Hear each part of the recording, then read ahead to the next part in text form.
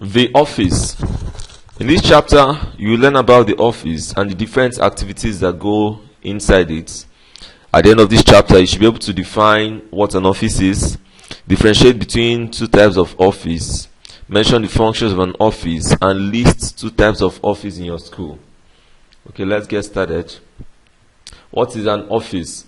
An office is a room in an organization set aside for clerical activities. Now, let's say you've seen your principal's office, and that's an office. When you look at his table, you have so many papers on it, or if there are no papers on it, you could have computers. Now, the activities, there are several activities done there. The principal has to welcome your parents when they come, has to fill out forms, send to the secretary, process your school fees. There are so many things to be done there. Now, the type of work being done in an office now determines what the office is called. Let's say it's an office where you pay your school fees, so cash is received there. So we could call that a cash office. Or let's say you've paid cash, or you want to take a bus. You need to go and get the ticket for your bus. That particular office, depending on the activity, is now called a ticket office. Okay? So now, having known what an office is as a room in an organization set aside for clerical activities, what are the types of office? We have the first type, a small office and a large office. Now, small offices are found in small organizations, and that is because the volume of activity going there is very small. Okay, for example, when you go to a trader's office, the only thing he does there is to trade on small items.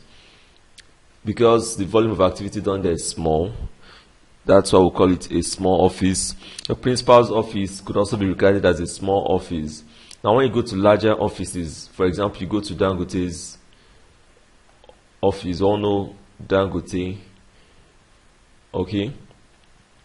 Now, because of the volume of activity done there, importing and exporting cement, deals on salt, on sugar, on other goods and other services, because the volume of activity is so large and it shifts to many parts of the country and even outside this country, his office definitely will be very large, and those are what we call large offices. Now, this category, the way we categorize offices, now depends on the volume of activity going on there. So, like I said before, large offices can be found in very big organizations with more than 10 workers. An example I've mentioned is Dangote's office, but you won't mention this. General examples are in banks. Okay, so that's where you find large offices. Now that we've known the two types of office, what are the sections of an office? You have the general office, and this deals with the day-to-day running of the organization. So general activities like sorting out mails, receiving people, transferring people to other departments, most activities that are said to be general in the office are done there. Now, outside the general office, we have another section called the departmental office. Now, departmental, like it sounds, handles they focus on a particular activity. For example, we could have a computer department. Here we have, for example, maybe 5 to 10 computers, and all they do is everything that requires computing, they do it there. They send out mails, receive mails, print out documents, record information. Now, that's what we call it departmental office. We also have some offices, the accounts section as a separate department. Now, that is a departmental office. Okay, so an office could have a general section and also a departmental section.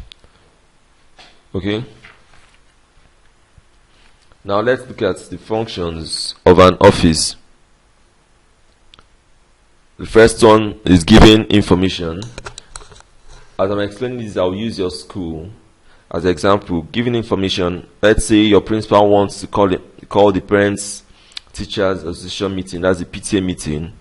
Your principal will need letters to be sent out, or these days SMSs to be sent out to parents. So that's where you have giving information as part of the functions of an office, or to put out a notice to tell you that Monday will be a public holiday. So that's one of the functions an office has offered, to give information. We also have receiving information. Let's say the Ministry of Education needs to inform your principal on a new development or textbooks that should be bought by the students. Now, one of the functions of an office is to receive information, also to record information, arrange the information. So once information is arranged in a certain order, it could be the school fees of all the students for a particular term to be arranged and kept in a cabinet.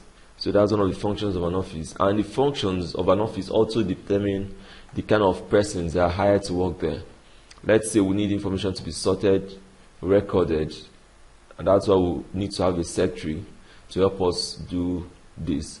Now, the information to be arranged and sorted could be special information. For example, it could be accounting information. Information that has to do with money. Now, instead of getting a secretary to do that, we'll instead get an accountant. Okay, someone who has studied how to manage information as regarding finance. Now, processing information is one of the functions of an office, and storing information. Okay, these days, if you have a computer, and that's why computers are now made compulsory, you need to study it in secondary school. The computer can do all this for you. Let's say you have a computer that is connected to internet. You can easily get your mails. You can send out mails easily to all the parents. You can receive information. The computer automatically records the information for you, automatically sorts and arranges the information, processes and stores the information. So you find out that someone who doesn't have knowledge in computer will find it difficult to get a job these days. And that's why you need to study computer very well. Gone are the days who had special people who were doing these different functions in an office. The person manually had to arrange and sort out papers, record papers and process them, but this time around computers will do them for us. So that's why we need to understand the basics and learn how to use computers. Okay, now I want you to click on Start Quiz and answer all the questions following.